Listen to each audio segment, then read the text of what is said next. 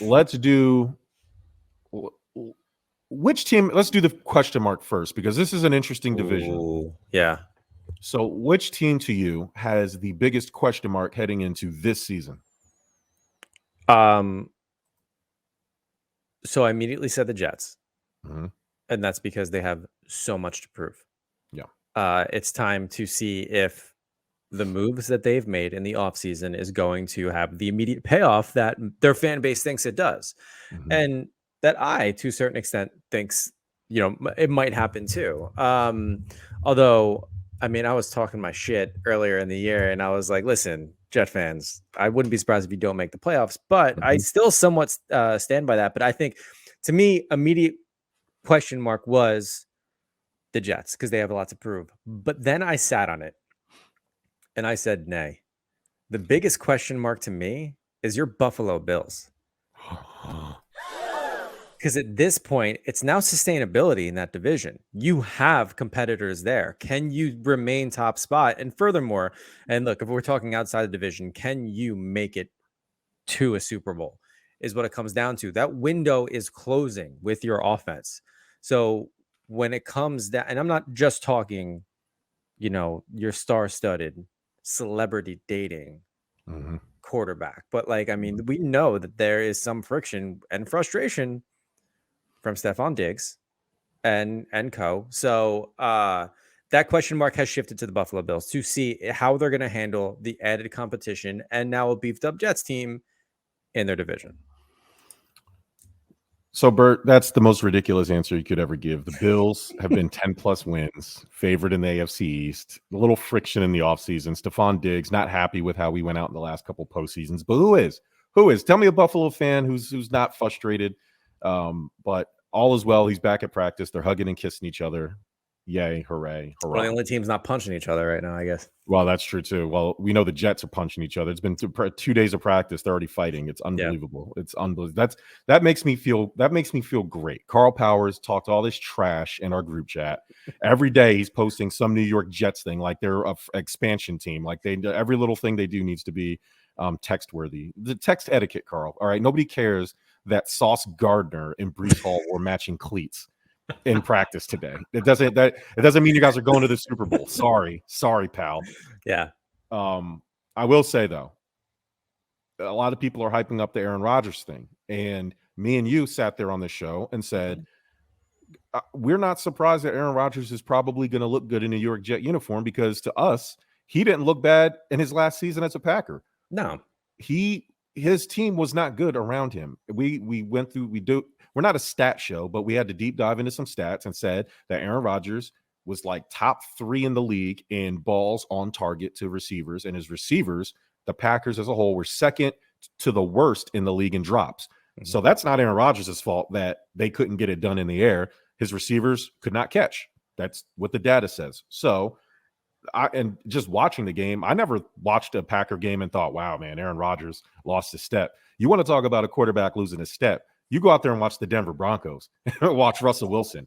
You talk about a quarterback losing steps. So maybe coaching will fix that this year for them. I don't know, but this is an AFC show. So when it comes to question marks, my biggest question mark is the Miami Dolphins because Tua is the question mark in that division. Can this guy stay healthy? Can the wind be above 20 miles per hour and he doesn't miss 7.5 weeks because of a concussion because of it? Is a hangnail going to require off-season surgery for the kid? Oh, my God. He got a new Dwayne The Rock Johnson Samoan arm sleeve tattoo. I'm surprised he isn't hibernating until, December. I can't believe the needles kept him awake. He didn't pass out and come out with some sort of CTE because of the needles or whatever. So, this kid, for whatever reason, I don't want to use the word fragile, Bert, but there is a fragility to his game where he's taking hits, and I'm not going to act but I don't look at them and say they're any more vicious than any other hit a quarterback has taken this year. He's taken too many of them. That's the thing. And he has to learn when to throw it away and not take that hit. Yeah, but I mean, the same could be said for Josh Allen, who runs like Jerome Bettis, or some of these other running quarterbacks, scrambling quarterbacks. Like they get hit too. There's Yeah. quarterbacks that get hit all the time. Davis Mills down there in the Houston Texans, he gets hit all the time. Justin Fields gets hit all the time. These guys are upright playing from one level all the way up to the best, and for some reason, this kid just falls down. I mean, wobbly knee, walking around looking like a baby deer. Just, what are you doing? And the team is just letting him play. It's Yeah. like, And and the team so doctors are like, yeah, he's good, barely even looking at him, and then they're getting fired left and right too. so again, you have the Tua question mark, and then is Mike McDaniel a good coach? I don't know. It started off really good, and then didn't go so well. It was very streaky. It seemed like they looked really good for 3 games, really bad for 3 games. Rinse, wash, repeat. Is that indicative of his coaching style? Is he going to learn from that? Like he was the new Sean McVay. He was the new it kid, right? So he's doing CBD vapes on the sidelines during games. Like it was cool. It was funny. It was hip. He's a hipster coach. It's great. But can he coach at the highest level? This team has Super Bowl aspirations. They have probably the best defense in the division now. Just some of their acquisitions. You get Jalen Ramsey, Xavier Howard. You have really good. You have talent all up and down that roster. As a Bills fan, I'm not going to sit there and lie to you and act like I'm not scared of nobody. I'm not scared of the Jets. I'm scared of the Dolphins because the Dolphins had our number last year, and now they're split the series with them, didn't you? We got out coached every game we played. Josh Allen's greatness bailed us out of those close games. Now we lost that first game and the 175-degree heat where the Miami Dolphins used architecture as a home field advantage. And we ran out of time because all our players were just dog tired because they sat out in the sun for 3 hours. The snow game, again, the Bills probably should have lost that game too. Again, Josh Allen's greatness at the last second bailed us out. And then in the playoffs, again, Josh Allen's greatness bailed us out. So I'm not a Sean McDermott guy. There's a lot he has to prove to me. As a Bills fan, my biggest question mark is coaching because, again, I defy a Bills fan to tell me that Sean McDermott's not the weakest link on our team. Everything about our team is great except our coaching, and the playoffs prove that. So, but for me, in terms of team success, I've seen the Bills win without good coaching. But the Dolphins have been up and down. Tua's health. Is he a franchise quarterback? To me, there's a lot more when it comes to the Miami Dolphins in terms of question marks. So I think the Pats are 7, 8, 9 win team. It'll be interesting to see if Mac Jones really is the guy because, last year Zappy Mania was taking over, Bailey Zappi. And then now even this year in training camp, it looks like he's really good. And fans are chanting his name out while Mac Jones is sitting out there. So is Bill O'Brien going to help turn that offense around? But I don't think Bill O'Brien is, now that they have a real offensive coordinator, is going to make him or make that team, the title contender or AFC East title contender. And then you have the Jets, who, by all accounts, are a super team. When you think about it, you're bringing in all of Aaron Rodgers' friends. They have a good chance of signing Dalvin Cook. I mean, they had offensive rookie of the year, Breece Hall. You have Garrett Wilson there, who was an offensive rookie player of the year. You have they had a top 6 defense last year. They added pieces to that, and they have a revamped offensive line. So the Jets are also very scary, but the Jets were decent last year, and I think the year of Zach Wilson, if Aaron Rodgers wasn't there, would have been competent enough to make them wild card contenders. Yeah. But when it comes to Miami, I don't think they're anything without Tua Tagovailoa. So because I couldn't tell you their backup's name. So I think it was Josh Johnson last year or something like that. But yeah, we'll see. We'll see what happens with them. All right, Bert, you rank the quarterbacks for me. Give me the quarterback rankings in the AFC East. I mean, Mac Jones would be the bottom. Yes. Yeah. And then I'd have to go Tua, and I have to keep Josh Allen at the top. I do. And I mean, partly because he helped me win a fantasy football championship this past year. But the other half, and then look, there's no knock against Aaron Rodgers. We've been pro Aaron for a while. We're anti-Jet fans. That's probably why we shit on them so much. But yeah, I have to keep Aaron Rodgers number 2 because I don't want to say he's past his prime. He's obviously earned his money, but for me, new city, same receivers though, bringing in his friends. As long as they hold on to the ball, he might surpass. I mean, he is, I would say, a smarter quarterback than Josh Allen. Yeah. What we were just talking about with, get rid of the ball, stop taking the hits, learn to make better decisions, stop taking on the workload. I think he's a better in-game manager too. But in this division, going off of last year and what's ahead, I think Josh Allen is still a top dog in that division. So I am going to go Tua last.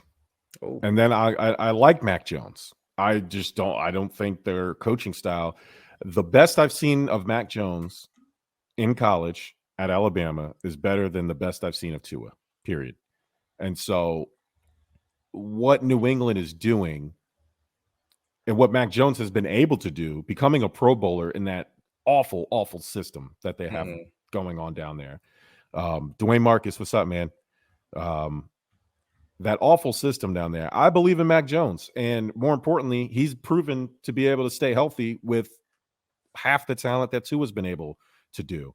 So I think I'm going to go with Mac Jones. And then I agree with you. Josh Allen is just, he's a unicorn. He's the NFL's one true unicorn. And I mean, give me a quarterback that can stiff arm Aaron Donald and throw farther than Patrick Mahomes. I mean, Jesus.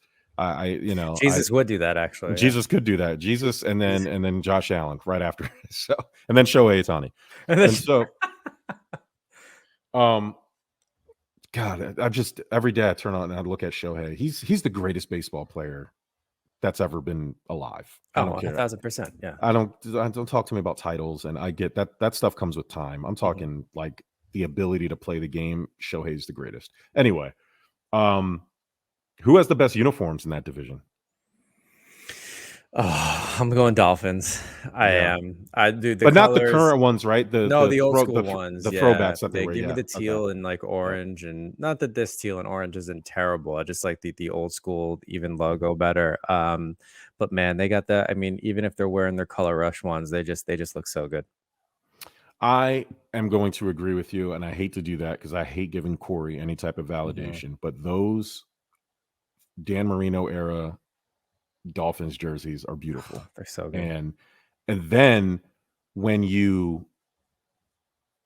it makes me mad when they wear them versus what they have now, and you think about them just changing into the Miami Dolphins Airlines logo that they have now. That's what it looks like. It looks like an airline logo. It does. Like American Dolphins flight 728. Like it bothers me. It bothers me that they changed that, and I wish they would bring back the old. There's like a trend, right? There's a bunch of throwbacks. Like Seattle brought their throwbacks back, and it reminded me how beautiful they were. Like I think every year they need. I mean, look, the NHL started doing the reverse retros. I mean, maybe the NFL should take that idea, start giving us retro jerseys, but with a spin on it, right? Yeah, modernize it, right? And there's a market like the Eagles. Again, the Eagles brought back the Kelly Greens, the nice ones. And you want to talk about a team? I don't think there's ever been a team that's rebranded and then went back to their throwbacks full time. I mean, the closest is the Browns, but that's not still the traditional Browns. The Buccaneers aren't using, because the creamsicles aren't, like, they went back to their like Brad Johnson Super Bowl era throwbacks, but those aren't their originals. You know what I mean? I'm talking about a team going back to their like original uniforms. And so Dwayne Marcus says Miami does have the best unis. Oh yeah. Than Buffalo. Buffalo does have. Buffalo has a nice. They're like the Raiders. They have a perfect uniform set. The problem with Buffalo that I have, and I'm talking to you, Terry Pagula.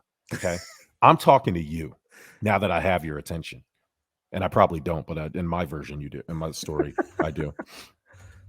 Why are all these teams releasing their throwback jerseys? There's one thing us Buffalo fans want, and that's the red helmets. Yeah. Where the hell are my red helmets, Terry Pagula? I want them, okay? It's not hard. I'm not asking you to create a whole new uniform. Every team is busting. There's like 7 teams in the league this year bringing back their throwbacks. The creamsicles are back. Atlanta's bringing theirs back. All these teams are coming up. We've had this 2-helmet rule in existence for 2 years now, and then technically 3 because you knew the season before they became into effect that they were going to do them. Why aren't you giving us the red helmets? Josh Allen wore a red helmet variation to their open practice. He does it. He's done it every year since. Well, the best player on your team wants the red helmets. Stephon Diggs keeps reposting fan art, people who like do the jersey swaps and like those super talented people who do those things with the 90s throwbacks with the red helmets. And Stephon Diggs said, "Yeah, we need these ASAP." What the hell, Terry Pagula? Okay, jeez, give me the red helmets and give us what we want. You gave us a dome, or you gave us a stadium with no dome on it. You doof. 1.4 billion. You can only use that stadium 5 months of the year now because it snows every other time. And now we can't use the stadium we can't host a WrestleMania. We can't host a Super Bowl. We can't do anything. You're building, the snow melts off the roof and helps give electricity to the building. I don't give a shit about any of that. Okay. I want a dome so Josh Allen can play the best version of football that he can play. Yeah.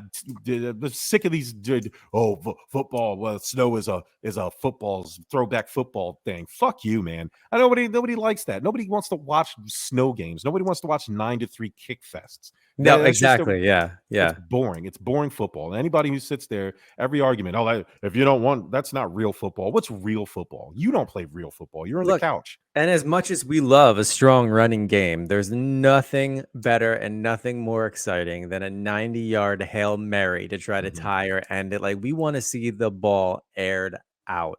Yeah. Plain and simple. But I don't understand why. The NFL sucks with their rules. It's so dumb. Like, just give us 3 helmets. I don't understand what the big deal is. What? Oh, I'm sorry. You don't want to sell more merchandise? Like, what? You know how many like little red helmets or even like replica helmets that people would buy and sell in a heartbeat? Like, this is just, it's so stupid. Give the fans what they want. It doesn't seem to be an issue in college, right? Oregon has 27 uniform combinations. Like, yeah. What as many helmets as you want. Like, who cares? You'll get the Packers of the league who'll just wear the same uniforms and it'll work for them. That's cool. You only need one helmet. But I mean, damn. And actually, no, they have 2. They have the all yellows, right? Yeah, the yellow one too. Yeah, for their warehouse uniforms or whatever, the cheese packers uniforms. But yeah, like who cares if a team wants to be the Oregon Ducks of the NFL and wants 17 different uniform combinations? Who cares? The NFL, I know that the one helmet rule, it was about concussions. Like, each helmet's made for each player specifically, so maybe that's it. Like, maybe they don't want to make. Who cares? It's a multi-billion-dollar. If the team wants to pay for them, right? Yeah. I don't understand what the issue is. I mean, I'm sorry, you can't. Hey, I'm ordering this helmet. It's made specifically for this player. Great. Can you get another color? Yeah, sure, no problem. Yeah, ridiculous. Okay. And don't talk to me about the run game valuing running backs. So you want the snow games? You guys don't care about running backs. You guys don't even want to pay them. That's why Jonathan Taylor wants to leave Indianapolis. Yeah, Jim Irsay was like, "Nah, he's injured. We're just not going to pay him." Back pain. Yeah, got back pain. That, man, we're going to talk about that. Maybe we'll talk about that later. That was ridiculous, man. Jim Irsay. I mean, he's like somehow the best and worst owner in NFL. But somehow brilliant on his part, to be honest with you. Not great. Like, I'm not condoning what he's doing, but from an owner's standpoint, like, why not devalue the player? No, he's an asshole. He's just a smart asshole. He's a smart asshole. That's honestly, that's exactly what I would do. Oh, all right, you want to do this? Guess what? You're injured, buddy, and because of the CBA, you know what I can do? Not pay you this year. Yeah. So if you sit there, you want to trade, you either going to play for us or you're not going to play. And if you're not going to play, we ain't giving you no money. Period. And so, hey, listen, the running backs don't have anybody but themselves to blame for this, because you signed a contract, man. Like, I want, like, play your contract. And I know we're getting off topic, but if the running backs were smart, the best way to fix this is only do 2-year deals or 3-year deals at a time. Teams will give you that guaranteed money. That way they can hit whatever salary cap floor they need or luxury tax floor they need. It's now everybody's happy. Basically what Saquon did, but do like 2 years, fully guaranteed, boom. And if you want to keep re-signing with the team, keep re-signing with the team and be done with it, man. But like this nonsense of signing 6-year deals and then opting out after 2 or 3 of them is not smart. With little guaranteed up front, just doesn't make sense. Doesn't make sense for them. Anyway. Okay. So yeah, I'm with you. Josh Allen, probably the best quarterback in that not probably is the best quarterback in that division, but Aaron Rodgers will absolutely have something to say about that. He was back-to-back MVP not 2-3 years ago. So Yeah. I definitely agree with you there. All eyes are going to be on the Jets the first week. But Yeah. plain and simple, we're gonna see it because that's where you're gonna catch the most criticism. If they come out and look like absolute dog shit, then everybody's gonna be like, I knew it wasn't gonna work out. But if he comes back looking charged and ready to go, man, everybody's gonna be like, oh, they're gonna start putting money on them to win the Super Bowl at that point. All AFC East team, Bert. Josh Allen as my quarterback. Ramondre Stevenson as my running back from the New England Patriots. Wow. Okay. My QB1, obviously, Stephon Diggs. Yeah. Okay. My QB2, Tyreek Hill. My QB3, wide receiver 2. My wide receiver 3, Jalen Waddle. That was a hard one for me, picking my third receiver. Okay. My tight end hasn't even played a snap yet, but I've seen everything he's done in camp. My guy, Dalton Kincaid. Who? What? Yeah. The new Travis Kelce. Book it. He's going to shock people. He will be a top 10 tight end in fantasy this year. Is he getting the starting job? They're going to run a 2 tight end set, but he'll get some targets. Okay. And then I will go with Jets defense for sure. So that's my NFC East team. Yeah, you and I have the same defense and the same quarterback because I'm going Josh Allen. Jets defense, I'm also going Josh Allen as my quarterback. I am going to handcuff him with Stephon Diggs because you need to. Definitely Tyreek Hill. I'm going to throw the Jets some love, and I'm going Allen Lazard as my third wide receiver too. I was shocked at not Garrett Wilson. Yeah. I don't know. There's something about that duo, honestly, that makes me a little bit nervous. And the fact that they want to play together, that means there's something there. Tight end wise, I gotta go with Hunter Henry, man. He's my boy. I follow him wherever he goes. I'm gonna keep an eye on Dalton though. If he's got your seal of approval, but we'll see. I mean, and it'll give some relief to a double covered Stephon Diggs. So so I mean, pretty similar as yours. Yeah. Sports PSP, shout out to you. Thoughts on Aaron Rodgers' comments about Sean Payton?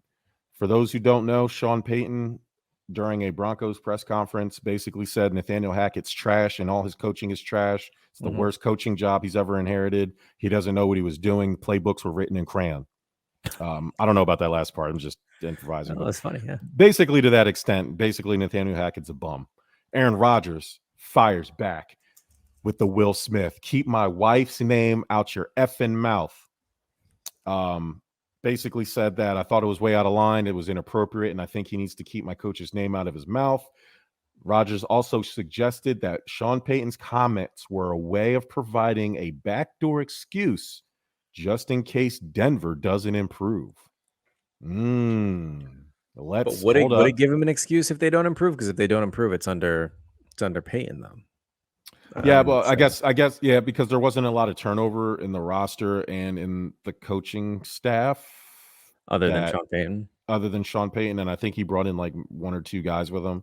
I guess that's his way of saying that, well, I inherited something bad and we didn't really have enough room to make changes because they gave Russell Wilson a ridiculous contract and we traded a bunch of shit for him. And, I'm kind of stuck with this. And so I don't know.